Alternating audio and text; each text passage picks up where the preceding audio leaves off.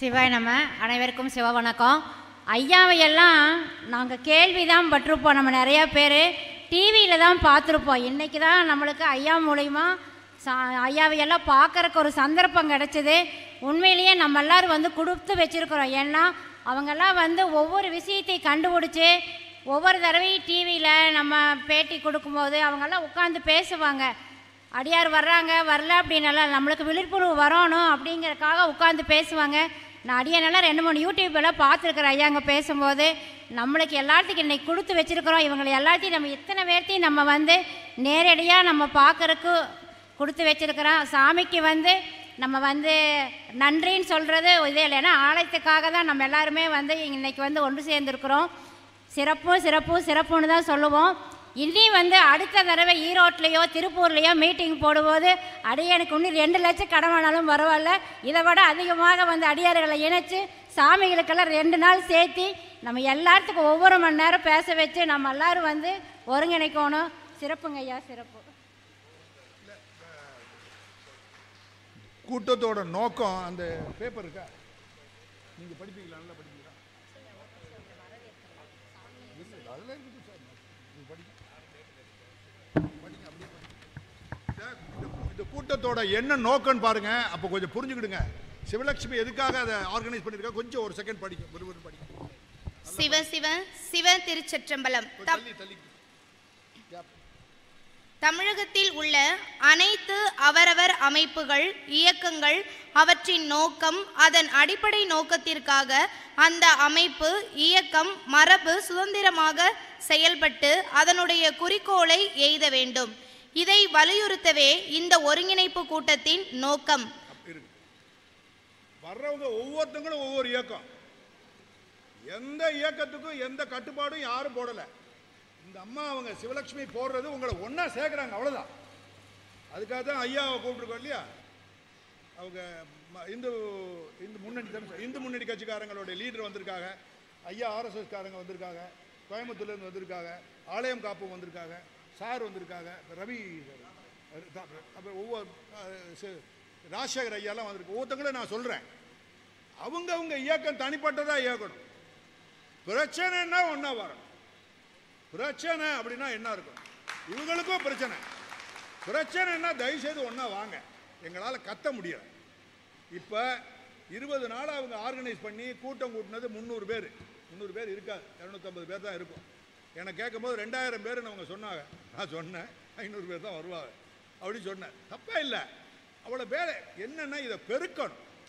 அதுக்கு முன்னாடி சார் யார், ஒவ்வொருத்தங்களுடைய உதாரணத்துக்கு நம்ம சென்னிமலையில் ஒரு கூட்டம் போட்டாங்க இல்லையா, பெரியவர் போட்டாங்க, பெரிய கூட்டம், லட்சக்கணக்கான கூட்டம் வந்து ஒரு மிரட்டுச்சா இல்லையா? பார்த்தீங்களா இல்லையா? பார்க்கலையா? அது கூட தெரியலை, இன்னும் ரீச் ஆகலை சார். Reach ஆகலைன்றாங்க sir. நீங்கள் தான் சார் சொல்கிறீங்க, நீங்கள் ரீச் ஆகணும் சார். இல்லை நீங்கள் கொஞ்சம் ரீச் ஆகணும் சார். நல்ல பெரிய விஷயம். நான் எனக்கெல்லாம் ரீச் ஆச்சே. பெரிய, அதாவது டிவியில் காட்டுறாங்க, லட்சக்கணக்கான ஆள் நிற்கிறாங்க. அதில் ரொம்ப எனக்கு ஆசை. ஐயோ அதில் போகாமல் விட்டுட்டேனே அப்படின்னு. அவங்க ஒரு அமைப்பை சேர்ந்தவங்க, ஒரு அமைப்புனா ஒரு அரசியல் சம்மந்தப்பட்ட பேக்ரவுண்ட் இருந்தும் அவங்களுடைய நோக்கமே அதை கோயிலை காப்பாற்றுறது தான். இந்த மாதிரி அவங்களுக்கு ஏதாவது பிரச்சனை வரப்போகும்போது எல்லாரும் சாரணும். அடுத்த முறை பார்த்தீங்கன்னா நான் கூப்பிடாமே அவர்கிட்ட போயிடுவேன். அவங்களுடைய இயக்கத்தில் பிரச்சனை, யார் அர்ச்சகர்கள் சம்மந்தப்பட்ட பிரச்சனைனா கூப்பிடாமே நம்ம போயிடுவோம். இந்த ஒத்துமைக்காக தான் இந்த மீட்டிங். அதுக்கடுத்து படிச்சிருக்கோம். தமிழகத்தில் உள்ள கோவில்கள் சம்பந்தமாக எழும் பொது பிரச்சனைகளுக்கு ஒவ்வொரு அமைப்பு, இயக்கங்களும் மற்ற அமைப்பு, இயக்கங்களுடன் இருக்கும் கருத்து வேறுபாடுகளை மறந்து பொது நோக்கம் அடிப்படையில் ஒன்று சேர்ந்து எதிர்ப்பை தெரிவித்து தமிழகத்தில் உள்ள அனைத்து அமைப்புகளும், இயக்கங்களும் ஒருங்கிணைந்து ஒத்த நோக்கத்துடன் செயல்பட்டு வெற்றி பெற வேண்டும். இதுவே இந்த ஒருங்கிணைப்பின் முக்கிய நோக்கமாகும்.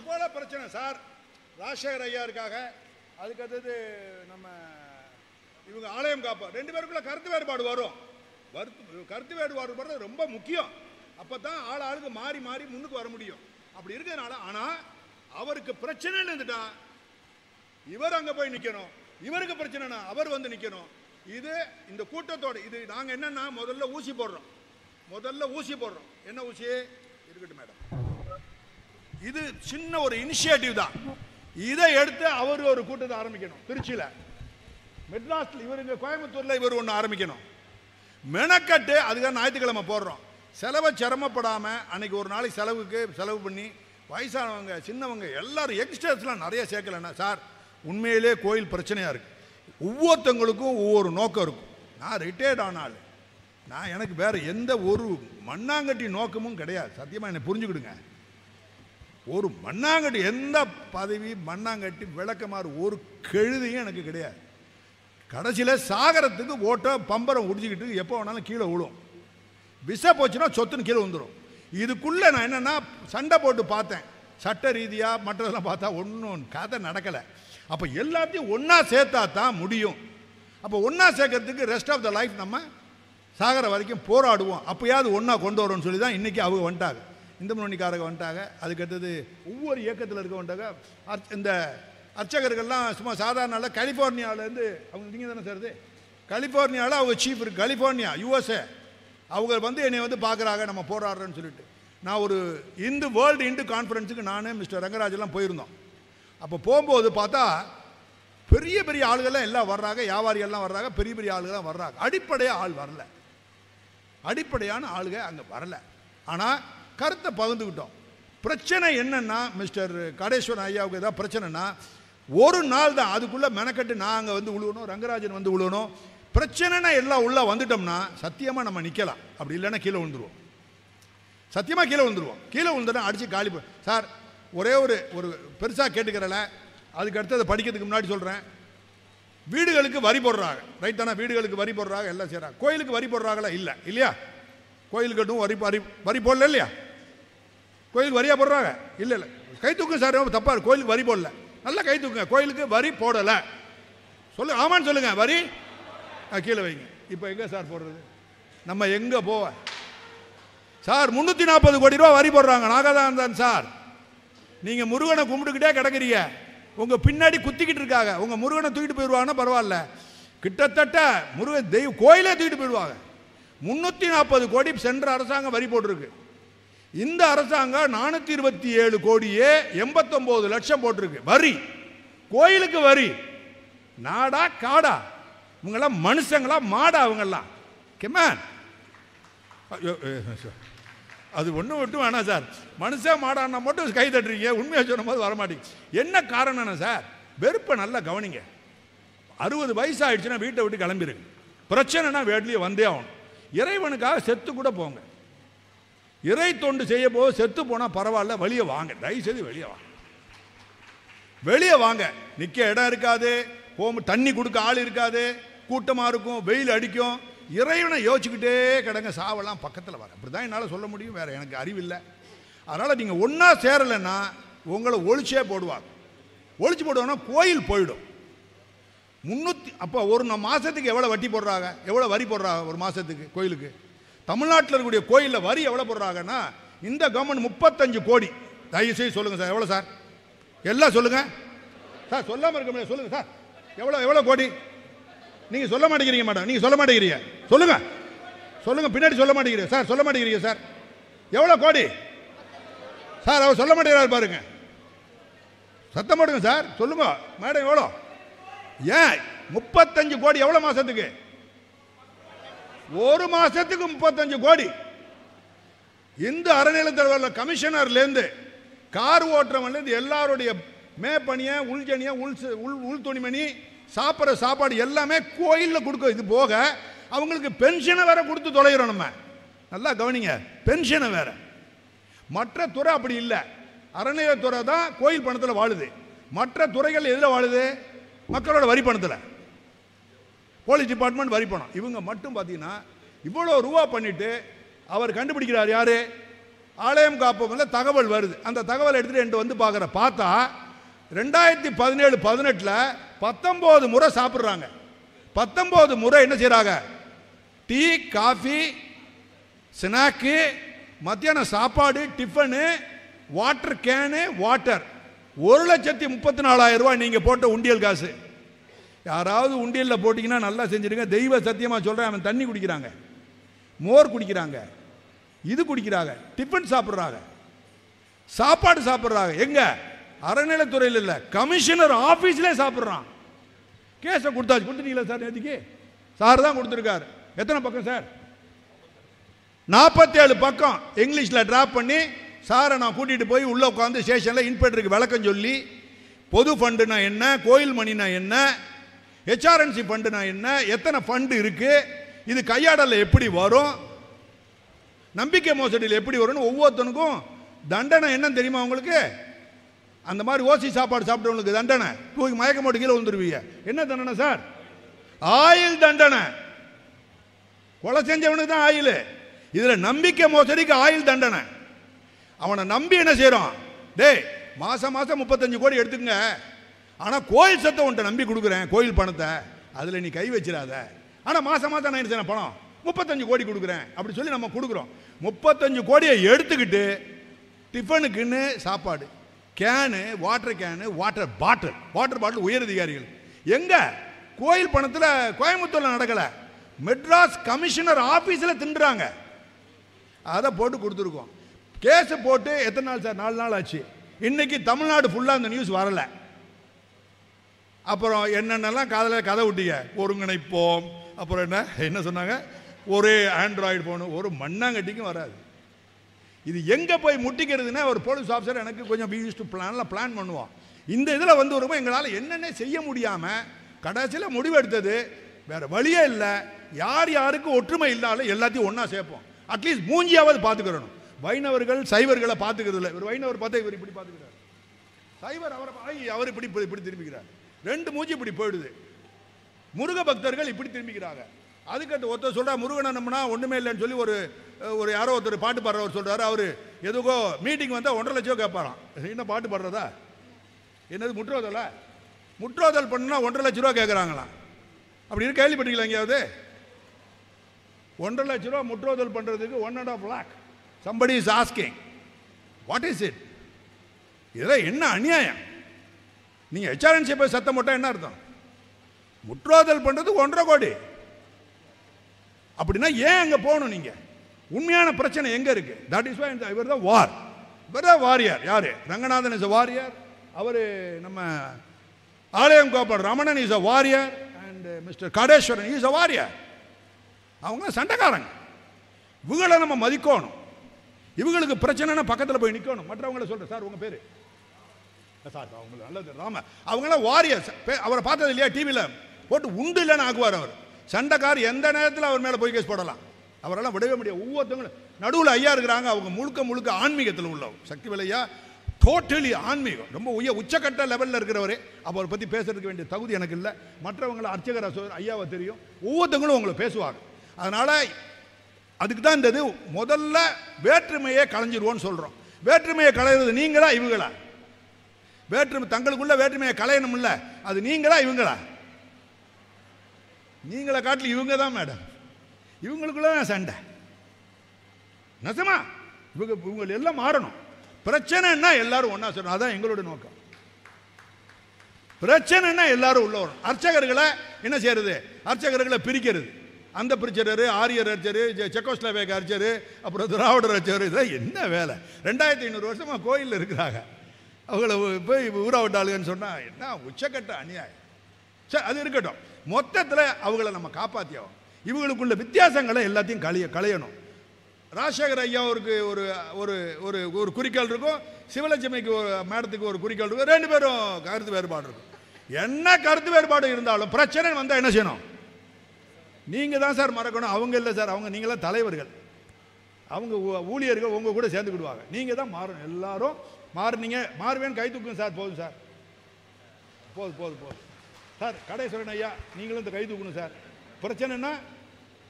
பிரச்சனைனாலும் எங்கள் பிரச்சனை யாரும் கிடையாது, எல்லாம் ஒன்றா சேர்ந்துருவோன்ட்டார். அப்போ இந்து முன்னணிக்காரங்க பிரித்து பார்ப்பீங்களா? இந்து முன்னணிக்காரர்களுக்கு நாளை பிரச்சனை நிற்பீங்களா நிற்க மாட்டீங்களா? சத்தியம். கையில் நீங்களாம் நிற்க மாட்டேங்க, முருக பக்தர்லாம் நிற்க மாட்டாங்களாம். நிற்பீங்களா சார்? சிரமப்படாமல் கை தூக்கும் சார். வயிறு வழியே தான் கொஞ்சம் உழைங்க சார். இந்து முன்னணிக்காரர்களுக்கு பிரச்சனை வந்துச்சுன்னா போய் நிற்போமா நிற்க மாட்டோமா? நிற்பணும். காங்கேயத்தில் ஒரு பிரச்சனை சார்ட்ட சொன்ன ஒரு 3 பேர் அனுப்பிச்சி விட்டார். 4 பேர் 5 பேர் வந்திருந்தாங்க. ஸோ ரங்கராஜன் சாருக்கு ஒன்று வந்துச்சுன்னா நிற்போமா? மன ரீதியில் எப்படி நிற்போம்னா கத்தி அருவாலாம் ஒன்றும் கூட வேணாம், வெட்டெல்லாம் வேண்டாம். கருப்பு கொடி கம்பு வீட்டில் தொங்க போடுங்க. 10 பேர் வீட்டில் யாராக இருக்கோ இல்லையா, நீங்கள் கூட பணம் வச்சுன்னா மேடம் வந்து ஒரு 10 கொடியை வாங்கி உங்கள் ரிலேட்டிவ் வீட்டிலலாம் குத்தி விட்ருங்க. அப்படி செய்யுங்க. அதை வச்சு டிவி மூலமாக நியூஸை கொண்டு போவோம், கவர்மெண்ட்டுக்கு. இது நல்ல ஐடியா, வேறு வழி இல்லை. நல்லா யோசிச்சு பாருங்களேன். ஒரு 4 கோடி கொடி கருப்பு கொடி நாளைக்கு பறக்குது, என்ன சார் ஆகும்? 4 கோடி வீட்டில் கருப்பு கொடி இருக்கு, எல்லாருக்கும் இருக்கு, இந்துக்கள் கொடியில் என்ன ஆகும்? ஸ்டேட்டுக்கு பிரஸ் என்ன செய்யும்? ஒவ்வொன்றா எடுத்துட்டு வருவான். புதிய தலைமுறை, பாலிமர், எங்கே பார்த்தாலும் கருப்பு கொடி. அப்படி தட் இஸ் யூனிட்டி. அது ஒன்று போதுமே, நீங்கள் வேற எதுவுமே நீங்கள் செய்ய வேணாம். சண்டைக்கெல்லாம் அவங்க வந்துடுவாங்க. சண்டைக்கு கோர்ட்டுக்கு போகிறது, மீட்டிங் போகிறது, பெரிய பெரிய அரெஸ்ட் ஆகிறதெல்லாம் அவர் காடேஸ்வரன் ஐயா பார்ப்பாங்க, அவங்கெல்லாம் பார்ப்பாங்க, ராம இவர் பார்ப்பார், எல்லாரும் அவங்க பார்த்துக்கிடுவாங்க அதை. ஆனால் அவங்களுக்கு சப்போர்ட் வர போகும்போது என் வீட்டில் ஒரு கருப்பு கொடி கட்டணும். என் வீட்டில் நான் இன்றைக்கி போகும்போது சத்தியமாக நான் கருப்பு கொடி வாங்கிடுறேன். ஒரு 10 கொடி நான் வாங்கிடுறேன், எனக்கு கொஞ்சம் வசதி இருக்கிறதுனால. யார் யாரெல்லாம் 10 கொடி வாங்குவாங்க, 10 கொடி வாங்குறவங்க கை தூக்குங்க. சரி, 5 கொடி கை தூக்குவங்க கை தூக்குங்க. ரைட், ஒரே ஒரு கொடி தான் வாங்குவேன்னு கை தூக்குங்க. வெரி குட், வெரி குட், பரவாயில்ல, ஒரு கொடி. இப்போ இந்த கொடியை வாங்கியாவது வச்சுட்டு உங்களுடைய ஒத்துமையை காட்டுங்க. அப்புறம் அவங்க டிவியில் சார் போகும்போது ஒவ்வொருத்தவங்க உங்களுடைய டிவி யூடியூப் சேனலோட அட்ரஸ் எல்லாம் சொல்லுங்கள். உங்களுக்கு இருக்குல்ல சார், உங்களுக்கு எல்லாருக்கும் சொல்லுங்கள். எனக்கு எதுவும் இல்லை, ஐ ஹவ் நோ ட்ரஸ்ட்டு, எனக்கு டிவி கிவி this that I have nothing. நான் அப்பப்போ போவேன், போலீஸ் ஸ்டேஷனில் ஒரு ரிப்போர்ட்டை கொடுப்பேன், கூப்பிடுவேன், எல்லாரும் ஒடியாந்துருவாங்க, ஒரு பட்டாசை போட்டுட்டு ஓடி போயிடுது, ஒரு பட்டாசை போட்டுட்டு உங்களுக்கு கம்யூனிகேஷன் கொடுத்துட்டு ஓடி போயிடுது, அடுத்த இடத்துன்னு போயிட்டே இருக்கிறேன். ஸோ இது அதுக்கு வந்து படிங்க கொஞ்சம் சார். தமிழகத்தில் உள்ள 38,658 திருக்கோவில்களின் தெய்வம் சம்பந்தமாக மற்றும் அனைத்து கோவில்களின் தெய்வங்களையும் கோவிலுக்கு சொந்தமான அசையும் மற்றும் அசையா சொத்துக்கள், குறிப்பாக கோவில் நிதிகளில் அரசு அதிகாரிகளால் இழைக்கப்படும் குற்ற செயல்களை கண்டறிந்து வெளிச்சத்திற்கு கொண்டு வருவது. இப்போ அதுதான் இவர் பண்ணியிருக்கார். ஸோ கோயிலில் சொத்து, அசையும் சொத்து இருக்கு, அசையா சொத்து இருக்கு, கேஷ் இருக்கு, இதை அவங்க கையாடுறாங்க, உங்களுக்கு தெரியாமல் கையாடுறாங்க. அதிகாரிங்கிற போர்வையில், அதுவும் 2வது கபாலீஸ்வரர் கோயிலில் ஒரு லேடி லைக் டிக்டேட்டர் மாதிரி உள்ளே வர்றான். அந்த அம்மா ஒரு ஜாயின்ட் கமிஷனர், சத்தம் போட்டால் அதுக்குள்ளே ஓடிடுச்சு. என்னை பார்த்த உடனே எஸ்கேப் ஆயிடுச்சு, ஓடி போயிடுச்சு. ஸோ கோயிலுக்குள்ள அதிகாரிகள் மாதிரிலாம் நடக்கிறாங்க. சொத்துக்களை வந்து அவங்க டீ காப்பிலாம் சாப்பிட்றாங்க. சார் டீ காப்பி சாப்பிட்றாங்க, நாங்கள் ரிப்போர்ட்டே கொடுத்துட்டு வந்திருக்கோம். ஒரே ஒருத்தர் நீங்கள் கேட்கலாம், என்ன டீ காப்பி, இதுக்கெல்லாம் ஒரு பெரிய உங்கள் காசில் இல்லை சார், கோயிலோட காசில். கோயிலில் ஏற்கனவே பணம் கொடுக்குறோமே, எவ்வளோ கொடுக்குறோம்? வரி எவ்வளோ கட்டுறோம்? எவ்வளோ சார்? 35 கோடி ரூபா டிஎம்கே கவர்மெண்ட்டில். ஏடிஎம்கே கவர்மெண்ட்டில் 340 கோடி ரூபா 2017-18. 2018-19 380 ரூபா, 380 கோடி. சார் ஏயும் பியும் எவ்வளோ கொள்ளையடிச்சிருக்காங்க பாருங்க. இதெல்லாம் வரியாது சார். இன்றைக்கே எடுத்து பழைய நாளாக இருந்தால் இன்றைக்கி காலையில் நம்ம அருவாளை தூக்கணும். 1947க்கு முன்னாடினா. இன்றைக்கி சட்டம் வந்துருச்சு, ரூல் ஆஃப் லா, அது தடைப்பட்ட செயல், அதனால் அருவாளை தூக்க முடியாது, நம்ம அடிக்க முடியாது, ஒன்றும் செய்ய முடியாது. போராடித்தான் நீங்கள் உங்கள் கோயிலை காப்பாற்றி ஆகணும். ரொம்ப மோசமான சார். பவர் பாயிண்டில் காட்டினேன்னா நீங்கள் எல்லாம் மயக்கம் போட்டு விழுவணும். ரூயின்ட்டு அழிக்கப்பட்ட கோயில்களை வந்துக்கிட்டே இருக்கும், 2 மணி நேரம் ஓடிக்கிட்டே இருக்கும் கோயில், அழிக்கப்பட்ட கோயில். பெரிய பெரிய கோயிலுக்கு மட்டும்தான் நம்ம போகிறோம், போட்டோம்னா 2 மணி நேரம் ஓடும். இந்த கோயில் இந்த கோயில் இந்த கோயில் சொல்லிக்கிட்டே இருந்தான்னா 2 மணி நேரம் ஆகும் உங்களுக்கு பார்க்க. சிவாலயங்கள்லாம் அடிச்சு நொடிச்சு ஒன்றும் இல்லாமல் இடிஞ்சு போய் உள்ள தெய்வ விக்கிரகமே இல்லாமல்லாம் இருக்கு. பாம்பு பூச்சிகள்லாம் படுக்கப்பட்ட கோயிலாம் எவ்வளோ பெரிய. சாதாரண நீங்கள் சொல்கிறதால சின்ன சின்ன குட்டி கோயில், நான் சொல்ல அப்படி இல்லை. சோழர்களால் கட்டப்பட்ட கோயில், மிகப்பெரிய கோயில், 2 ஏக்கரா 3 ஏக்கரா 4 ஏக்கரா 8 ஏக்கரா 10 ஏக்கரால் கட்டப்பட்ட கோயில்கள்லாம் பார்த்தோன்னா உங்களுக்கே வெக்கப்பட்டுருவீங்க. நம்ம என்ன இந்துவா இல்லையா? இங்கே நான் தமிழ்நாட்டில் தான் இருக்கா, இந்த ஆள் பொய் சொல்கிறாரா, வேறு நாட்டில் இருக்கிற இடிஞ்சு போன கோயில் எடுத்து இங்கே காட்டுறான் அந்த ஆள், இப்படிலாம் சந்தேகம். சத்தியம் உங்களை கோவப்பட்டு சண்டை உங்களை கண்டிப்பாக கடுமையாக பேசணும்னு எனக்கு ஆசை. ஆனால் வருத்தப்பட்டுருவீங்க. உங்களை என்கரேஜ் பண்ணணும்.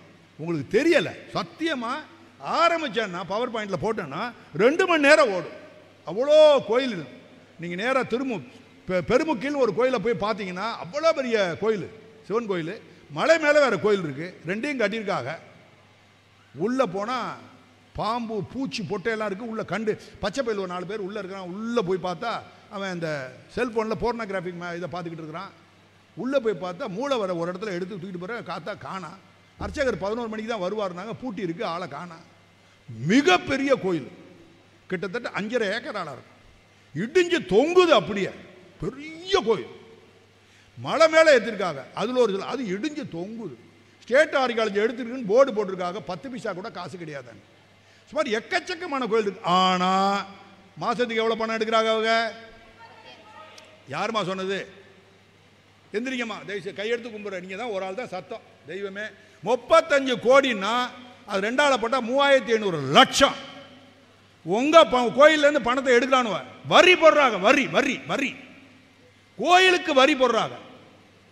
அதை நீங்கள் பார்த்துக்கிட்டு அதுக்கடுத்து சீக்கிரம் படிங்க சார். தமிழ்நாட்டில் உள்ள ஒவ்வொரு இயக்கங்களும் தமிழ்நாட்டில் எத்தனை சிவாலயங்கள், எத்தனை வைணவ ஆலயங்கள் உள்ளன என்றும், அவற்றில் எத்தனை ஆலயங்கள் 500, 1000, 1500, 2000 வருடத்திற்கு மேல் தொன்மையானது என்றும், எத்தனை ஆலயங்கள் சங்க காலத்திற்கு முற்பட்டவை என்றும் தெரிந்திருக்க வேண்டும். உங்களுக்கு தெரியறது நல்லது சார். நான் எங்கே போய் அது இவங்களுடைய வேலை. எந்தெந்த கோயில் எங்கே இருக்குது அப்படிங்கிறத சொல்லணும். ரெண்டாவது, அர்ச்சகர்களுக்கு ஒரே ஒரு சின்ன ஒரு அட்வைஸ் என்னென்னா, கோயிலோட வரலாறு ஐதீகத்தை சொல்லிடுறாங்க அர்ச்சகருக்கு. ஆனால் எந்த அர்ச்சகர் போயிட்டோம் அந்த கோயில் 3000 வருஷம், இது 4000 சொல்கிறான், அது புருடா. புருடானா சப்ப கட்டுறாங்க. அப்படியே கிடையாது. ஒவ்வொருக்கும் வயது இருக்குது. சோழர்கள் கோயிலுக்கும் பாண்டியர் கோயிலுக்கும் பக்காவாக ஏஜ் டேட்டட் டெம்பிள்ஸே இருக்குது. ஸோ அந்த கோயில்களை கொஞ்சம் மாற்றணும். இது போக இவ்வளோ கோயில்கள் இருக்கிறதுல ஒரு ஒரு மொத்தத்தில் எத்தனை கோயில் சொன்ன படித்த பற்றியில் 38,658 கோயில் மறந்துடாங்க. அவ்வளோதான் கோயில் இல்லை, அதுக்கு மேலே கோயில். இந்த கோயிலை யார் எடுத்துட்டா? அறநிலைத்துறை எடுத்திருக்கு சார். வேஸ்ட்டாக பேசலான்னு நினைக்காதீங்க. ஒரு டீயோட விலை மெட்ராஸில் 15 ரூபா. ஆனால் ஒரு கோயிலோட ஒரு நாள் வருமானம், ஒரே ஒரு நாள் வருமானம் எவ்வளோ சார்? உதாரணம் சொல்லுங்கள் சார், எவ்வளோ இருக்கலாம் சார் ஒரு நாளைக்கு சார்? அது சார் நான் பேசுகிறத கேட்டுவிட்டு சொல்கிறாங்க அவங்க. அதாவது ஒரு நாளைக்கு ஒரு கோயில் இருக்குது, 13 ரூபா 69 பைசா ஒரு நாளைக்கு வருமானம். ஒரு நாளைக்கு எவ்வளோ வருமானம்? எனக்கா ஒரு வாடி கூட சொல்லுங்களேன். 13 ரூபா 69 பைசா. டீ எவ்வளோ விலை? 5 ரூபா. ஆனால் வருமானம் இருக்குது. அந்த கோயிலுக்கு வேண்டிய ரொம்ப முக்கியமானது விளக்கு. அந்த விளக்குக்கு எண்ணெய் வேணும், திரி வேணும். அதுக்கடுத்தது விளக்கே வேணும், அது வாங்கணும். அப்புறம் நெருப்பட்டி வேணும். அதுக்கடுத்தது விளக்கை கொளுத்துறதுக்கு ஒரு அர்ச்சகர் வேணும், அல்லது அவருக்கு உதவியாளர் வேணும். அப்புறம் கோயிலை துப்புரப்படுறது ஒரு துப்புரையாளர் வேணும், மணியாட்டி ஒரு ஆள் வேணும். அப்புறம் மேக்கப். இதெல்லாம் போட்டால் 14 ரூபாவில் 13.69 14 வச்சுக்கிடுங்க. என்ன பண்ண முடியும் உங்களால்? அந்த கோயிலுக்கு வரி போட முடியுமா? முடியாதா? வரி போடலாமா? போடலாமா? 13 ரூபா போட முடியாத. 13 ரூபா 14 ரூபா ஒரு நாளாக வருமானம் வருது. அப்போ ஒரு மாதத்துக்கு எவ்வளோ வரும்? 800 ரூபா வருமா? அதுக்கு வரி போட முடியுமா? வரி போடுறான் சார் கொலகாரன். உங்கள் கோயிலுக்கு வரி போடுறான் 250 ரூபா வருஷத்துக்கு. யாருக்காவது தெரியுமா? ஒரு ஆளுக்கு தெரியாது. கமா 250 ரூபா வரி ஒரு கோயிலுக்கு. எவ்வளோ? 14 ரூபா வருமானம் வர்ற கோயிலுக்கு. கொலகாரன் கூட செய்ய மாட்டான். அதை கொலை பண்ணுறான் கொலகாரன் காசுக்கு. அவன் கூட இந்த அநியாயத்தை பண்ண மாட்டான். நான் கத்துறேன், நல்லா கவனிங்க. ரொம்ப டேஞ்சரில் இருக்கும், உண்மையிலே டேஞ்சரில் இருக்கும். ஒன்றா இருந்தோம்னா சர்வைவலு, இல்லைன்னா ஒளிஞ்சு எல்லாம் மலி அடி பண்ண. இது போக இன்னும் கொஞ்ச நாள் கழிச்சு வந்தால் அரசாங்கங்கள் என்ன சொல்லிடும்? கோயில் பணத்திலேருந்து அறநிலையத்துறை வந்து டீ எல்லாம் குடிக்கலாம், சாப்பிடலாம்னு சொல்லி ஒரு ஜிஓ ஒன்று போட்டான்னா எல்லாம் ஸ்டேட்டை விட்டு காலி பண்ணி வீட்டுக்கிட்டலாம் எடுத்து நம்ம வெளிநாட்டுக்கு தான் ஓடணும். கோயில் பணத்தை எடுத்துகிட்டு அப்புறம் எங்கே தான் போகிறது கோயிலுக்கு? கோயிலே ஏற்கனவே சரி. இந்த 14 ரூபா வருமானம் இருக்குல்ல, எத்தனை கோயிலை எடுத்துருப்பாங்க? அது மாதிரி எத்தனை கோயிலுக்கு வரி போடலாம்? ஏதாவது வாய்ப்பு உங்களுக்கு இருக்கவே இருக்காது. உதாரணத்துக்கு ஒரு 1000 கோயில் இருக்குமா சார்? 2000 கோயில் இருக்குமா மேடம்? 3000. உதாரணத்துக்கு சொல்ல எவ்வளோ கோயில்? 3000, 4000, 5000, 7000, 34,000 கோயில் எடுத்திருக்காங்க. இன்னும் உண்மையை சொன்ன போனால் 34,119 கோயில்கள் வந்து 14 ரூபாய்க்கு வருமானம் உள்ள கோயில். 14 ரூபாலேருந்து 27 ரூபா வருமானம் ஒரு நாளைக்கு. அந்த கோயில் எவ்வளோ கோயில் எடுத்திருக்காங்க? 34,000 கோயில். டோட்டல் கோயில் எவ்வளோ எடுத்திருக்கா? 38,000. அப்போ மிச்சம் இருக்க 4,000 கோயில் தான் மினுமினுங்கிற கோயில். மினுமுன்னா சில்லற வர்ற கோயில். பழனி, வடபழனி, சமயபுரம், இதெல்லாம் அந்த கோயிலில் 5. ஒவ்வொரு கோயிலுக்கும் வரி போடுறாங்க. என்ன வரி போடுறாங்க? என்ன வரி போடுறாங்க? 5,000 ரூபா வருமானம் வரக்கூடிய கோயிலேருந்து வியாபாரி மாதிரி கார்பரேட் 5,000 ரூபா வருமானத்திலேருந்து 20,000 ரூபா வருமானம் வரக்கூடிய கோயில் இருக்குல்ல, மாத வருமானம், வருட வருமானம், அதுக்கு 4% விழுக்காடு. சார் அதை தெரிஞ்சுக்கணும் சார். நீங்கள் கடை இது முன்னணிக்காரங்க அதை தெரிஞ்சுக்கிட்டு வெளியே கொண்டு போங்க. 4% வட்டி போடுறாங்க, வரி போடுறாங்க. அப்புறம் 5000லேருந்து 20,000 4 விழுக்காடு 4%. 20,000லேருந்து 60,000க்கு 5% போடுறாங்க வரி. 60,000லேருந்து 2 லட்சம் ரூபாய்க்கு 6% போடுறாங்க. 2 லட்சம் ரூபாயிலேருந்து 2 லட்சம் ரூபாயிலேருந்து 5 லட்சம் ரூபாய் இருக்கிற வருட வருமானம் இருக்கிற கோயிலுக்கு 7% போடுறாங்க. இதெல்லாம் போச்சு. 5 லட்சம் ரூபாய்க்கு மேலே இருக்கிற கோயில்களுக்கு 12 விழுக்காடு போடுறாங்க. இப்படி வரி போட்டு கொள்ளையடிச்சவங்க பழைய கவர்மெண்ட் ஏடிஎம்கே இன்க்ளூடிங் யாராக இருந்தாலும் 1947லேருந்து எல்லா கவர்மெண்ட்டும் மண்ணாங்கட்டிகள் எல்லாமே 340 கோடி வரி போடுறான். 2018ல் 19ல் 370 கோடி வரி போடுறான். இந்த கவர்மெண்ட்டு லேட்டஸ்டாக போட்ட வரி 427 கோடியே 89 லட்சம். கோயிலை கேட்க ஆள் இல்லை, அனாதை, அறிவு இல்லாமல் இருக்கிறாங்க, பொது அறிவு கிடையாது, யூனிட்டி கிடையாது, எல்லாம் பிரிஞ்சுக்கிட்டு இருக்கோம், ஆளால் அங்கங்கே உடஞ்சி தொங்குது இந்த இந்து சமுதாயம், உள்ளே பூந்து விளையாடுறான்னு சொல்லி உள்ளே பூந்து விளையாடுறான். கரப்ஷன் இப்படியெல்லாம் நாங்கள் பார்த்ததே. போலீஸ் டிபார்ட்மெண்ட்டில் கரப்ஷன் சொல்லுவீங்க, அவன் ரொம்ப வேறு மாதிரி கெட்டிக்காத்தனமா. இவன் வந்து சாப்பாட்டில் உள்ளே போய் கோயில் காசில் சாப்பாடு உள்ளே வச்சா எங்கே போகிறது? ஸோ ஒரு சில கோயிலில் ரேசருக்கு சாப்பாடு எடுத்திருக்கான் சார், சீனியர் ஆஃபீஸருக்கு. உயரதிகாரி வர்றாங்க, அந்த ஆள் சாப்பிட்றாரோ சாப்பிடலையோ எனக்கு தெரியாது. கமிஷனர் வர்றாராம், தஞ்சாவூர் ராஜராஜன் கோயில் குடமுழுக்கு வர்றேன்னு சொல்லிட்டு அவருக்கு நல்லா கவனிங்க 6,648 ரூபா. சார் தான் அந்த டீட்டெயிலை கலெக்ட் பண்ணி கொடுத்தாரு, நான் கேஸ் போட்டிருக்கேன். 6,648 ரூபா வந்துட்டு போனதுக்கு. தஞ்சாவூரில் குடமுழுக்கு தெரியும் இல்லையா, சதய விழான்னு கொண்டாடுவாங்க, அது வேற, இது குடமுழுக்கு கோயிலோட இதில் போடுறேன், அதுக்காக செலவழிக்கிறேன். அப்போ அறநிலையத்தோட சீஃப்னா உச்சக்கட்ட அதிகாரி அவர் உள்ளே வர்றார். அவர் வந்து அங்கே தங்கிட்டு போனார். அவர் சில பேர் என்ன சொல்கிறாங்க, நல்லவர் சார், காப்பியை கூட குடிக்க மாட்டார், டீ கூட குடிக்க மாட்டார் சொல்கிறாங்க, தெரியலை. ஆனால் இவன் கணக்கு எழுதிடுறான். என்னென்னதுக்கு விலைக்கு எழுதியிருக்காருன்னு கேட்டிங்கன்னா 2-3 பார்சல் காப்பி, ஸ்பெஷல் காப்பியில் பார்சல் காப்பி, ஒரு காப்பி 40 ரூபா. கரெக்டாக சார்? 40. அதுக்கு அடுத்தது இன்னொன்று பார்த்தீங்கன்னா வாட்டர் பாட்டில் வாங்கியிருக்காங்க. அப்புறம் ஃப்ரூட் ஜூஸு 60 ரூபான்னு சொல்லி ஒரு 4 பாட்டில் ஃப்ரூட் ஜூஸ் ஐயா குடிக்கிறாரா. எங்கே நீங்கள் போகிற உண்டியலில் போடுற காசு அவர் ஃப்ரூட் ஜூஸ் கொடுக்குறாரு. கொஞ்சமாக சரக்கு இருக்க வேணாமா எல்லாருக்கும்? தமிழ்நாட்டில் இருக்கிற ஆளுகளுக்கு மண்டவோடுன்னு ஒன்று இருக்குது, உள்ள வெள்ளையாக இருக்குது இல்லையா, வெள்ளையாக இருக்குது பார்த்துருக்கீங்க, அதுக்கு என்ன சொல்லுவீங்க? மூளை. அது வேலை பார்த்துன்னா அதுக்கு பேர் மதி, வேலை பார்க்கலைன்னா மதி கெட்டவன் சொல்லுவாங்க. இந்த மதி கெட்டவர்கள் தான் நீங்களும் நானுமா அப்படின்னு நினைக்கிறேன். ஏன்னா திருப்பி உண்டியில் போய் போட்டா ஏன் குடிக்கிறாயா, இதில் போக இடியப்பம் தின்றான் சார், அவன் வயிறு எரியுது எனக்கு. இடியப்பம் சாப்பிட்றான். எதில்? உங்கள் காசில் இடியப்பம். அதுக்கு அடுத்ததுன்னா வறுத்த முந்திரி பக்கோடா. கெட்ட வார்த்தை சொல்லி எனக்கு கோவம் வந்துச்சு. ஏண்டா குலகாரங்களா, நீங்கள் போய் வீட்டில் போய் இருக்குது சம்பாரி உழைச்சி சாப்பிடு, உன் சம்பளத்தில் சாப்பிடு, உன்னை யார் வேணான்னா.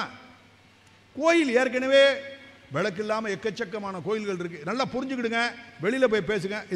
இந்த மாதிரி கோயிலுக்கு தான் அந்த ஆலயங்காப்ப. எதுக்கு அவரை வர சொன்னா, சாதாரணமாக அவரை பேசாட்டா இருக்கிற வேலையை சொல்லிட்டு போயிடுவார்.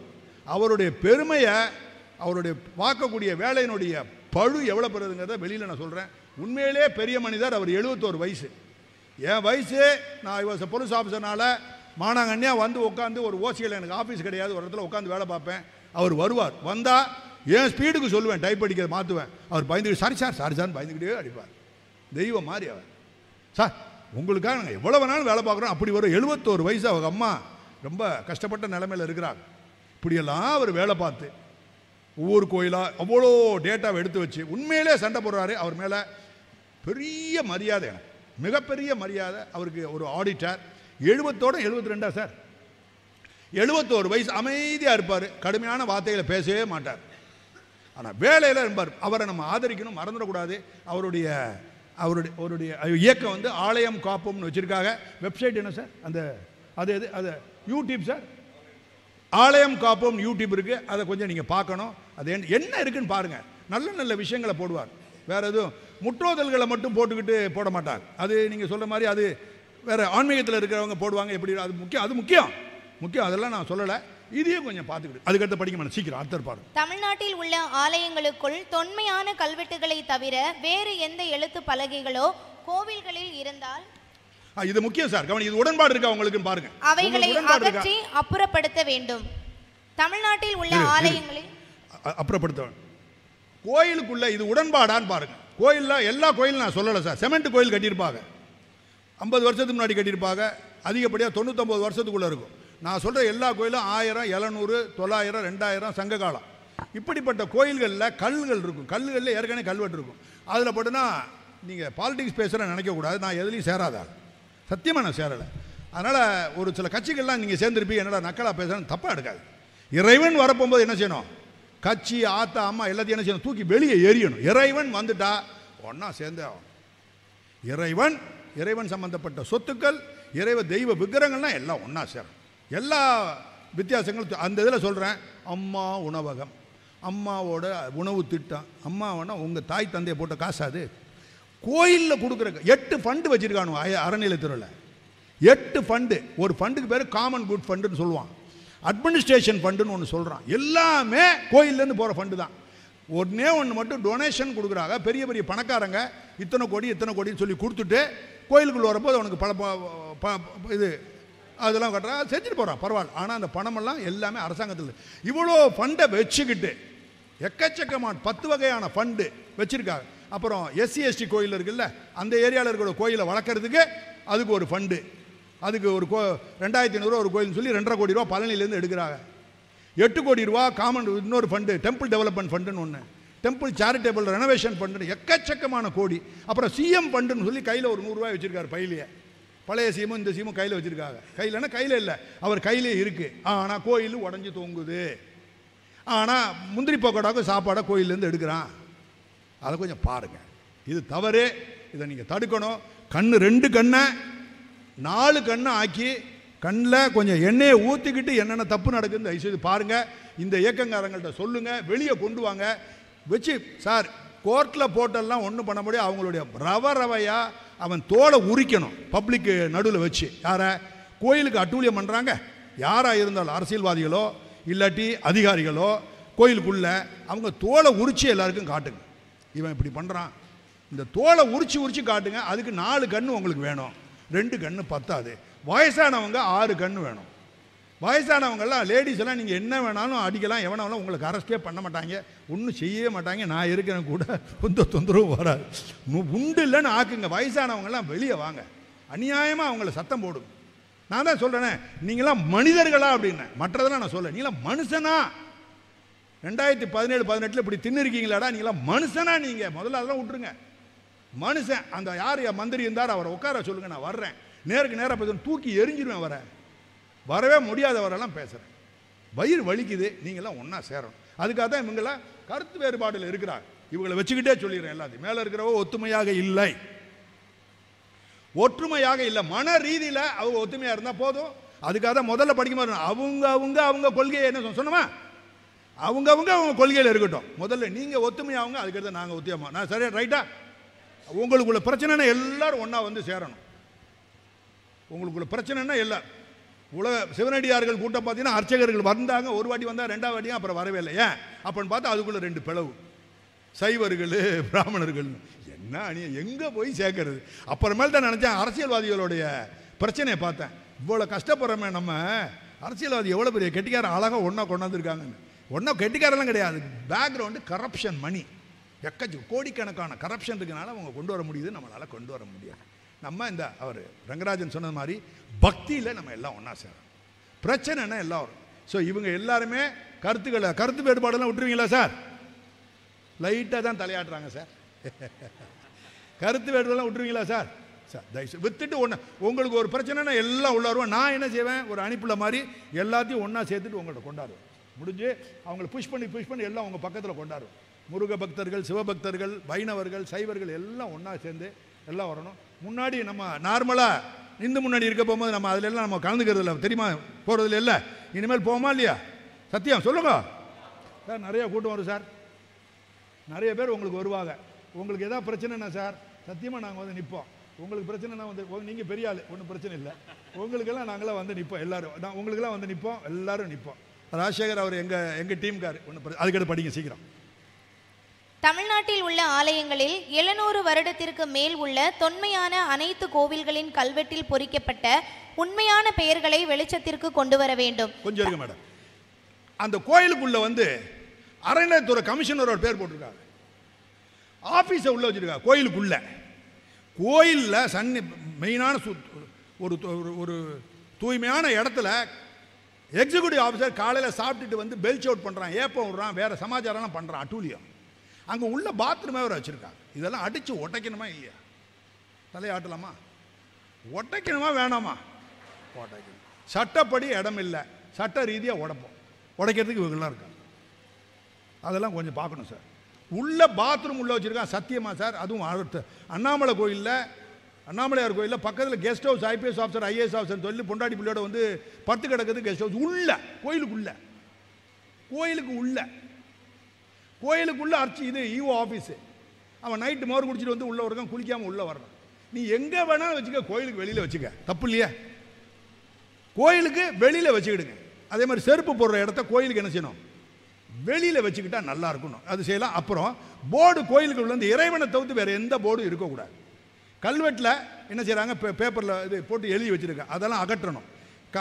ஜாயின்ட் கமிஷனரோட பேர், எக்ஸிக்யூட்டிவ் ஆஃபீஸர் பேர் அகற்றுறது நல்லதா இல்லையா? இதெல்லாம் முன் வைக்கிறேன். நம்ம செய்கிறோமோ இல்லையோ மனசுலையாவது வச்சுக்கிடுங்க. ரைட். அப்புறம் தமிழ்நாட்டில் உள்ள ஒவ்வொரு அமைப்பு இயக்கங்களும் அதனுடைய மாவட்டத்தில் உள்ள அனைத்து கோவில்களின் கல்வெட்டின்படி அமைந்துள்ள உண்மையான தொன்மையான பெயர்களை அந்த அமைப்பு இயக்கங்களின் அலுவலகத்தின் வெளியே பெயர் பலகையில் எழுதி காட்சிப்படுத்தி பொதுமக்களின் கவனத்திற்கு கொண்டு செல்ல வேண்டும். இவங்கெல்லாம் இயக்கங்கள். இவங்க அந்த எந்த மாவட்டத்தில் இருக்கோ அந்த மாவட்டத்தில் எல்லா கோயிலோட கல்வெட்டில் என்ன பேர் இருக்கு, இப்போ இருக்கிற பேரையும் எழுதணும், கல்வெட்டில் இருக்கிற பேரும் அவங்களுக்கு பொதுமக்களுக்கு தெரியும். தெரியாமல் போயிடக்கூடாது. ராஜராஜேஸ்வரம் தஞ்சாவூர் கோயிலுக்கு உண்மையான பேர் உண்மையிலே தெரியல இல்லையா? ஸ்ரீ ராஜராஜேஸ்வரம் தான் இருக்கு, வேற பேர் இல்லை. இந்த இருக்கக்கூடிய பேர்லாம் இருக்கணும், வேற அதில் பூஜைலாம் நடக்கணும். ஆனால் உண்மையான பேருக்கு ஒரே ஒரு அர்ச்சனையாவது நடக்கணும்ல காலையில், விடிய காலையில். அதுக்காக இந்த இதை சொல்லி அந்தந்த கோயிலோட கல்வெட்டில் என்ன பேர் இருக்கோ அந்த பேரை கொண்டாங்க. தெரியணும், எல்லாருக்கும் தெரியணும். அதை எடுத்து வெளியே கொண்டு போய் நல்ல யூடியூப்ஸ்லாம் நிறைய பேர் வந்துட்டாங்க. தஞ்சாவூர் கோயிலெல்லாம் பார்த்தீங்கன்னா கொஞ்சம் ஒரு 70 விழுக்காடு உண்மையை சொல்கிறாங்க, கொஞ்சம் அப்படி இப்படி இருக்கும். நிறைய பேர் வர்றாங்க. தஞ்சாவூர் பெரிய கோயிலில் என்னைக்கு சிலையை கொண்டாந்தாமல் அன்னையிலேருந்து புத்துயிசல் மாதிரி யூடியூப் நிறைய வந்துட்டு இருக்கு. அப்புறம் படிக்க மாட்டேன். தமிழ்நாட்டில் உள்ள ஒட்டுமொத்தமாக 3.5 லட்சம் பஞ்சலோக தெய்வ திருமேனிகள் உள்ளன. சுதந்திரம் பெற்று 75 வருடம் ஆன பிறகும் இந்த 3.5 லட்சம் தெய்வ திருமேனிகள் சட்டப்படி பதிவு செய்யப்படாமல் 75 வருடம் இருந்த கேக்குதா அவங்க சொல்றது? கேக்குதா? 75 வருடம் இருந்த அரசாங்கங்களால் புறக்கணிக்கப்பட்டு பாதுகாப்பை இழந்து எதிர்காலத்தில் தங்கள் மேல் இழைக்கப்படும் குற்றங்களை எதிர்நோக்கி இருந்து வருகின்றனர். இது சம்பந்தமாக சென்னை மாநகரில் நடக்கவிருக்கும் கவன ஈர்ப்பு கூட்டத்திற்கு தமிழ்நாட்டில் உள்ள அனைத்து அமைப்புகள் மற்றும் இயக்கங்களும் கலந்து கொண்டு தங்களுடைய எதிர்ப்பையும் வெறுப்பையும் தனித்தனியாக ஒன்று சேர்ந்து காட்டி அனைத்து பொதுமக்களின் கவனத்தை ஈர்த்து தமிழ்நாட்டில் உள்ள 3.5 லட்சம் தொன்மையான தெய்வ திருமேனிகளை சட்டப்படி பதிவு செய்ய வலியுறுத்த வேண்டும். கொஞ்சம் லெங்க்தியா இருக்கு பேராகிராஃப். இதோட வேலை என்னன்னா சார், இப்போ நாங்கள் அதை பண்ணலை. தமிழ்நாட்டில் மொத்த கோயில் இருக்கு 38, நம்ம சொல்கிறோம், நம்ம 45,000 கோயில். ஆனால் அந்த கோயிலில் இருக்கக்கூடிய தெய்வ விக்கிரகங்கள்லாம் நான் சொல்கிறது மெட்டல் ஐடல் மட்டும். மெட்டல்னா பஞ்சலோகம், வெள்ளி, தங்கம், ராமேஸ்வரத்தில் தங்கத்திலே உள்ளே இருக்குது. ஸோ இதெல்லாம் இருக்கட்டும். மொத்தத்தில் சிலைகள், தெய்வ விக்கிரகங்கள், சிலைன்னு சொல்லக்கூடாதுன்னு சொல்லியிருக்கேன் இல்லையா? சிலைங்கிறது செத்து போனவனுக்கு வைக்கிறது ஆம்பளை ஆளுக்கு. இப்போ பாலிட்டிஷியன் செத்து போனாங்கன்னா ஒரு ஆளுக்கு சிலை வச்சா அது சிலை, அதை பிரதிமைம்பாங்க. ஆனால் தெய்வங்களுக்கு தெய்வ விக்கிரகம், அதாவது திருமேனிகள் சொல்கிறோம். இந்த தெய்வ திருமேனிகள் மட்டும் நம்மள்கிட்ட 3 லட்சம் இருக்குது கணக்குப்படி. அவங்க கணக்கு ஹெச்ஆர்என்சிக்காரங்க அறநிலையத்துறை 3,50,000 உலோக சிலைகள் மட்டும் இருக்குது. இவைகள் எல்லாமே சட்டப்படி ரெஜிஸ்டர் பண்ணாமல் இருக்கிறதுனால என்ன பிரச்சனைன்னு கேட்டிங்கன்னா, அந்த குழந்தைகள் எல்லாம் அம்மா, ஒரு குழந்தைக்கு அம்மா இருக்காங்க, அப்பா இருக்காங்க, வீடு இருக்குது, ஆனால் அது அதான் அனாதைன்றாங்க. வீடு இருக்குது, அப்பா இருக்காங்க, அம்மா இருக்காங்க, குழந்தை இருக்குது உயிரோட, ஆனால் குழந்தைய அனாதைன்றாங்க. அப்படின்னா இந்த முடிச்சிட்டேன் இல்லை முடிச்சிடறேன் சார். சரி, இதை வந்து இதை முடிச்சிடறேன் ஒரே ஒரு செகண்ட். இது என்ன இவங்களுக்காக சொல்ல சார், ஏன்னா இவங்க மல்லு கட்டிக்கிட்டு இருக்காங்க. இவங்க எல்லாம் மல்லு கட்டிக்கிட்டு இருக்காங்க, எல்லாத்தையும் ஒன்றா சேர்க்கணும். சீக்கிரம் முடிக்க சொல்கிறாங்க, நான் முடிச்சிடுறேன். இல்லை என்னன்னா, இந்த தெய்வ விக்கிரகங்களை எல்லாத்தையும் ரெஜிஸ்டர் பண்ண சொல்லி மெட்ராஸில் நீங்கள் யாராவது முன்னிலை எடுக்கணும். யாரெல்லாம் எடுக்கிறது உங்களுக்கு விட்ட பாடு. 3 லட்சம் தெய்வ விக்கிரகம் இருக்குது, இது ரெஜிஸ்டர் பண்ணாமல் இருக்குது. இதை ரெஜிஸ்டர் பண்ணுறதா மெட்ராஸில் நீங்கள் கூட்டத்தை வைக்கணும். அந்த கூட்டத்தை வச்சிங்கன்னா நாங்கள் எல்லாத்தையும் கொண்டு வர்றது எங்களுடைய பொறுப்புனா அனுப்புல மாதிரி நாங்கள் வேலை பார்ப்போம். ஒவ்வொரு இயக்கமும் கூட்டத்தில் வரும், வந்தால் லட்சக்கணக்கில் சேரணும். இதே மாதிரி நம்ம பிளான் பண்ணுவோம், நம்ம அங்கே லட்சம் வராது, 10,000 வந்தாவே பெருசு. வந்தால் ரெஜிஸ்டர் பண்ணுறது பண்ணிட்டா. ரெஜிஸ்டர் பண்ணுறது எதுக்கு சொல்கிறேன்னா, அதை திருடிட்டு போயிட்டு ஒரு குழந்தை காண போச்சு, அந்த அம்மா இருக்காங்க அப்பா இருக்காங்க, அந்த குழந்தையோட பேர் கேட்குறான், சொல்ல தெரியல, ரெஜிஸ்டர் பண்ணியிருக்கீங்களா, ரெஜிஸ்டர் பர்த் சர்டிஃபிகேட் இல்லை, பர்த் சர்டிஃபிகேட் இல்லைன்னா அந்த குழந்தையோட சொல்ல முடியாது இல்லையா. அதனால் நம்ம இதை ரெஜிஸ்டர் பண்ணிக்கிட்டோம்னா வெளிநாட்டில் களவு ஆயிடுச்சு போயிடுச்சுன்னா அதை உடனடியாக கொண்டு வரலாங்கிறதுக்காக சொல்ல வரேன். இது நல்ல கருத்தா இல்லையா? இதை முன்னிலை பண்ணி யாராவது ஒருத்தங்க செய்கிறீங்க, யார் வேணாலும் செய்யுங்க. அதை யார் வேணாலும் முன்னிலை பண்ணி மெட்ராஸில் எந்த இடம் ஒரு 6 மாதத்துக்கு முன்னாடியே சொல்லிட்டீங்கன்னா அதை பரப்பிக்கிட்டே இருப்போம். ஒவ்வொரு நாளாக ஒவ்வொரு மாதமாக சொல்லி சொல்லி சொல்லி சொல்லி சிறுகு காசு இல்லாத ஆள்லாம் சேர்த்து சேர்த்து சேர்த்து ஒரு வண்டியை பிடிச்சி மெட்ராஸில் போய் நம்ம இறங்கிடுவோம். போகும்போது நான் ஒரு 100 பாட்டில் வாங்கிட்டு வருவேன், எனக்கு சக்தி இருக்கிறதுனால. ஒரு பாட்டில் தண்ணி நான் குடிச்சு 99 பாட்டில் மற்ற ஆள் கொடுப்பேன், இவங்க 200 பாட்டில் வாங்கிட்டு வருவாங்க. என்னென்ன செய்ய முடியுமோ அதை செஞ்சு ஒரு நாளைக்கு நம்ம அந்த எதிர்ப்பை காட்டணும். காரணம், அவர் இப்போ இருக்கக்கூடிய சீஃப் மினிஸ்டர் மிஸ்டர் M.K. ஸ்டாலினுக்கு நான் வாய் மூலமாக சொல்லி மெசேஜே வச்சாச்சு, அப்ளிகேஷனை. காது ரெண்டையும் மூடிக்கிட்டார். இது பெரிய சமாச்சாரம்னு இப்படி மூடிக்கிட்டார். அப்புறம் அவர் மூடிட்டாருன்னு அவருடைய பர்சனல் செக்ரட்டரி ஒரு ஆள் பெரிய IAS ஆஃபீஸர், அவர்கிட்ட கேட்டால் அவர் கண்ணையும் சேர்த்து மூடிக்கிட்டான். அந்த ஆள் எல்லாத்தையும் மூடிக்கிட்டாங்க. இன்னொரு ஆளுக்கும் சேர்த்து போட்டுருந்தாங்க. அவர் ஆஃபீஸை விட்டு ஓடி போயிட்டார். ஸோ இதெல்லாம் எப்படி கொண்டு வரணும்னா இவங்கள்ட்ட தான் இருக்குது. யார் கொண்டு வரணும், எல்லாம் ஒட்டுமொத்தமாக செய்கிறீங்களா இல்லை ஒரு ஆள் செய்கிறீங்களா அப்படிங்கிறத நீங்கள் தான் சொல்லணும். அதுக்கு அடுத்தது அமெரிக்காவின் வாஷிங்டனில் உள்ள இதில் இப்போ அமெரிக்காவில் இப்போ ஏற்கனவே இப்போ இன்னைக்கு லெவலில் அமெரிக்கா வாஷிங்டன் டிசியில் 1411 சிலை இருக்குது. இது யார் செய்வா? இந்து முன்னணிக்காரங்க பேசலாம். 1411 சிலை இருக்குது. எங்கே இருக்குது? அமெரிக்காவில் வாஷிங்டன் இன்னைக்கு இருக்குது. காலையில் நாங்கள் அந்த காலத்தில் இங்கே வச்சு சண்டை போட்டு கொடுத்த தகவலை வச்சு அவங்க எடுத்திருக்காங்க. அமெரிக்காக்காரங்க திருடப்பட்டு தமிழ்நாட்டில் திருடப்பட்டது. அதில் ஒரு 1000 சொச்சங்க இந்தியா ஃபுல்லாக. தமிழ்நாட்டுக்கு எப்படியாலும் குறைஞ்சபட்சம் ஒரு 10, 50, 30, 40 சிலை வரும். இதுகளை எல்லாத்தையும் நம்ம இந்தியாவுக்கு உடனே கொண்டு வரணும். இது எப்படி கொண்டு வர்றது? பிஜேபிக்காரங்க யார் இருக்காங்களா அவங்க சொல்லணும். சென்ட்ரல் கவர்மெண்ட்டில் இருக்குது. சென்ட்ரல் கவர்மெண்ட் சமாச்சாரம் அது. ஸ்டேட் கவர்மெண்ட் கையை உருவிடும். எனக்கு தெரியாங்க, அது வாஷிங்டன் இருக்கிறனால சென்ட்ரல் கவர்மெண்ட் செய்யணும் அப்படின்னா யார் கொண்டு போய் செய்யறது? அதை பாருங்கள். இது பண்ணணும். இதெல்லாம் உங்களுக்கு விட்ட பாடு. நீங்கள் செய்யலாமா சார்? ஆலயம் காப்பா சொல்லி எழுதுறேன்றாரு. ஸோ இதெல்லாம் அவங்க பண்ணி நியாயமான வேலை இல்லையா சார்? உங்கள் தெய்வ விக்கிரகம் அங்கே இருக்குது, திருடப்பட்டது. 2012 நான் வேலை பார்க்குறேன் டிஐஜியா. அப்போ ஒருத்தனை பிடிச்சி உள்ளே போட்டு பிடின்னு பிடிச்சி எல்லாத்தையும் கலெக்ட் பண்ணி தகவலை அங்கே அனுப்பிச்சி விட்டேன்.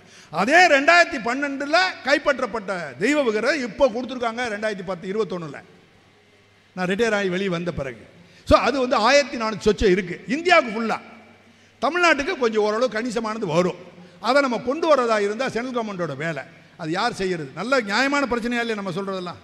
நல்லா யோசிச்சு பாருங்கள். இதை சொல்லாமல் இருக்க முடியுமா என்னால்? அதுக்கடுத்தது அமெரிக்காவின் வாஷிங்டனில் உள்ள இந்திய தூதரக அலுவலகத்தில் அமெரிக்க அரசால் ஒப்படைக்கப்பட்ட 1141 தெய்வ விக்கிரகங்கள் மற்றும் கலைப்பொருட்களை உடனடியாக டெல்லி தலைநகருக்கு கொண்டு வந்து அவைகளுக்கு உரிய அந்தந்த மாநிலங்களுக்கு 1 மாதத்திற்குள் ஒப்படைக்க வேண்டும்.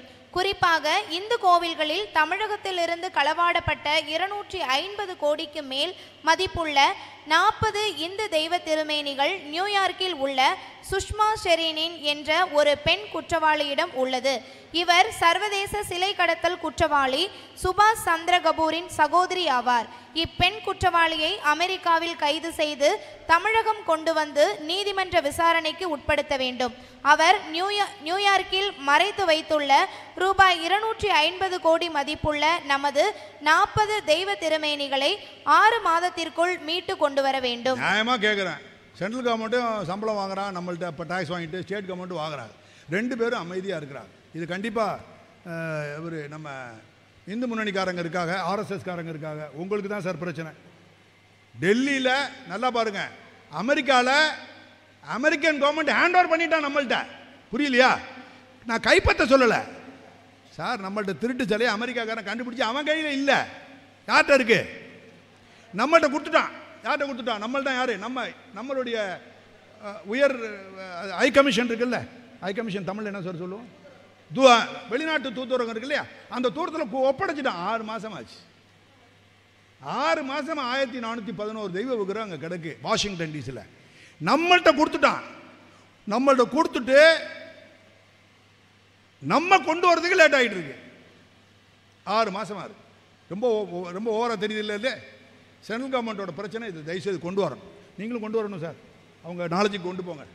அப்புறம் இது சம்பந்தமாக இக்கருத்தினை மையப்பொருளாக வைத்து சென்னையில் நடைபெறும் கவன ஈர்ப்பு கூட்டத்தில் அதான் இந்த கவன ஈர்ப்பு கூட்டத்தை யார் பண்ண? நீங்கள் கூட பண்ணலாம் சார், வர்றேன், நீங்கள் பண்ணுங்கள். உங்களுக்கு ரொம்ப அதிகமாக இப்போ நான் ரொம்ப ஆக்டிவாக இருப்பீங்க.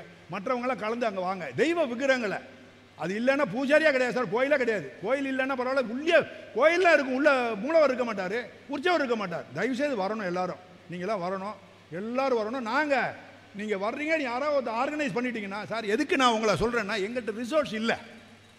நான் வந்து கொஞ்சம் சண்டைக்காரன், ஆளுகளை தூண்டி விடுவேன், பேச்சில் குத்தி தூக்குவேன், பேச்சில் அதெல்லாம் இருக்கும். ஆனால் ரிசோர்ஸ் உங்கள்கிட்ட தானே இருக்கும். எப்படி சென்னிமலையில் எப்படி 1.5 லட்சம் பேரை கூட்டிங்களா, லட்சக்கணக்கான கூப்பிட்டீங்க. அப்பா இவ்வளோ தூரம் உங்களுக்கு கெட்டிக்காத்தனை இருக்கிறாள், ஏன் அதை மெட்ராஸில் பண்ணக்கூடாது? தாராளமாக பண்ணுங்க. அதை நாங்கள் எல்லாரும் வர்றோம், எல்லாரும் வருவோம். எல்லா கட்சி இல்லாமல் நீங்கள் எல்லாத்தையும் கூப்பிடுங்க. அந்தந்த கட்சிக்காரங்க அந்தந்த கொடியோடய வந்து நிற்கட்டும், அந்தந்த இயக்கக்காரங்க அந்தந்த கொடியோடு வந்து நிற்கட்டும். ராஜசேகர் வந்து நிற்பாங்க, இவங்க நிற்பாங்க, அவங்க நிற்பாங்க. ஆளாளுக்கு கொடியில் எல்லாரும் அந்த இதுக்கு சவுண்டை கொடுத்தோம்னா கிட்டத்தட்ட ஒரு பெரிய ஒரு நெருக்கடியை கொடுக்கலாம். அது கொஞ்சம் பாருங்க. அப்புறம் சீக்கிரம் மேடம். கவன ஈர்ப்பு கூட்டத்தில் தமிழ்நாட்டில் உள்ள அனைத்து இயக்கங்களும் கருத்து வேறுபாடுகளை மறந்து செலவினம் பொருள்படுத்தாமல் சிரமங்களை புறந்தள்ளி சென்னையில் வந்து கலந்து கொள்ள வேண்டும். எல்லாரும் கலந்து கொள்ளணும்னு கேட்குறேன். அவ்வளோதான், அவ்வளோதான் மேடம், அவ்வளோதானே, முடிஞ்சிடுச்சு சார். கொஞ்சம் மன்னிக்கணும், நான் டயத்தை எடுத்துட்டேன். இது நோக்கம், ஏன் ஸ்பீச் இல்லை, என்னுடைய ஸ்பீச் கிடையாது, நான் பேசவே இல்லை இன்னைக்கு. இந்த நோக்கத்தை கொண்டு வர்றதுக்காக உங்கள்கிட்ட சொன்னேன். இப்போ நீங்கள் நிறைய எல்லாரும் வெளியில் பேசிட்டீங்க, நிறைய வெளியில் இருக்கிறீங்க, ஒவ்வொருத்தவங்களையும் பார்த்துட்டேன். இனிமேல் உங்களுக்கு செயலை கொடுத்தாச்சு, உங்களை ஜட்ஜ் பண்ணுறது இவங்க தான். இனிமேல் நீங்கள் இவங்களை ஏமாற்ற முடியாது. இப்போ உங்களுடைய கடமையை உங்களுக்கு முன்னாடி வச்சாச்சு. கடமையை செய்கிறது நீங்கள் எல்லாரும். கடமையை நீங்கள் செய்கிறீங்களா இல்லையான்னு பார்க்குறதெல்லாம் யார் யார்? இவங்க எல்லாரும். நானும் அவங்களோட தான் சேர்ந்துக்கிடுவேன். ஆனால் உங்களுக்கு ஃபுல் உழைப்பு ஒத்துழைப்பு கொடுப்பேன். தயவுசெய்து கொண்டு வா, செஞ்சு கொடுங்க. என்ன வேணாலும், எந்த டேட்டு 6 மாதத்துக்கு பிறகு நிர்ணயிங்க ஏதோ ஒரு டேட்டை. அப்போ 6 மாதமாக பிளான் பண்ணுவோம். அப்போ 100% நம்ம விழுக்காடு பிளான் பண்ணோம்னா ஒரு 60ஆவது நம்ம ஜெயிப்போம். பெரிய விஷயமா கூட ஒரே ஒரு நாள். இதில் முருக பக்தர்கள் வந்துடணும், சிவனடியார்கள் வந்துடணும், வைணவர்கள் வந்துடணும், எல்லாரும் வரணும், ஜெயினர்களும் வரணும். ஜெயின கோயில் எல்லாத்தையும் இந்துக்காரங்க எடுத்துட்டாங்க, கேள்விப்பட்டீங்களா இல்லையா? புத்தர்கள் கோயில் எல்லாத்தையும் எடுத்துட்டாங்க, எல்லாத்தையும் எடுத்தாச்சு. அறநிலையத்துறை ஒரு மாதத்துக்கு 35 கோடி ரூபா வரி கட்டுறான். இந்த வரி கட்டுறதை மட்டும் அவங்க இதில் போடுங்க சார். உங்களுடைய சிஸ்டம் இருக்கு இல்லையா, அந்த இதில் போட்டு பரப்புங்க. வரி போடுறான் கோயில், இந்து கோயிலுக்கு 35 கோடி சார். இதுக்கு இந்த கருத்துக்கள்லாம் நான் பொறுப்பு, பயந்துக்கிட வேண்டாம். ஆத்தென்டிக் இன்ஃபர்மேஷன், ஆத்தென்டிக் என்னன்னா அதிகாரப்பூர்வமான, பயந்துக்கிட வேண்டாம். இப்போ ஆலயம் காப்போம் பேசுகிறோம் சார், கொஞ்சம் ஒரு வாட்டி திருப்பி 3 வாட்டி உங்கள்கிட்ட எல்லாத்தையும் மன்னிப்பு கேட்குறேன் மேலே இருக்கிறவங்கள்ட்ட. நான் பேசுகிறதுக்காக அங்கே நிற்கலை சார். இதை பண்ணலைன்னா இதெல்லாம் உங்களுக்கு தான் பேச்சேன். சத்தியமாக எனக்கு கிடையவே கிடையாது. சத்தியம். நான் எனக்கு இதுக்கும் சம்மந்தமே இல்லை. நான் பின்னாடி இருந்து பேக் பண்ணிக்கிட்டு இருக்கேன். ஒவ்வொருத்தவங்களுக்கும் 10 நிமிஷம் டைம் கொடுக்கும். நீங்கள் பேசுங்க, யார் வேணாலும் பேசிட்டு வாங்க, வர சொல்லுங்க, தாராளமாக பேச சார். ஆன்மீகத்தை பேசுறதுக்கு இது ஆன்மீகத்தை பேசட்டும். ஆனால் ஒருங்கிணைப்பு கூட்டம் நோக்கம். அவரால் என்ன பண்ண முடியும்? ஒருத்தவங்க வந்து பேசினாங்கன்னா என்னால் என்ன பண்ண முடியும்? இப்போ நான் என்ன சொல்லிட்டேன், என்ன பண்ண முடியும்னா மேலே இருக்கிறவங்களுடைய கூட்டம் எங்கே நடந்தாலும் காசு சொந்த காசில் வருவேன். வர முடியலன்னா கடனை வாங்கியாவது உங்கள்கிட்ட எல்லாரும் வந்து நிற்பேன். எல்லாருக்கும் இது என்னோட பிரச்சனை. அதே மாதிரி உங்கள் வந்து பேசுகிறவங்க உங்களுக்கு என்ன செய்ய போகிறீங்க தமிழ்நாட்டுக்கு? ஒன்று கோயிலுக்கு என்ன செய்ய போகிறீங்க, மற்றது ஆன்மீகங்கிறது எப்போ வேணாலும் பேசிக்கலாம். கோயிலுக்கு என்ன செய்ய போகிறீங்க, அதுக்கு தெய்வ விக்கிரகத்துக்கு என்ன செய்ய போகிறேன், 3வது கோயில் சொத்தை காப்பாற்றுறதுக்கு என்ன பண்ண போகிறீங்க. இப்போ அது சம்பந்தமாக மைய கருத்தை வச்சு நீங்கள் எல்லாம் பேசுங்க சார்.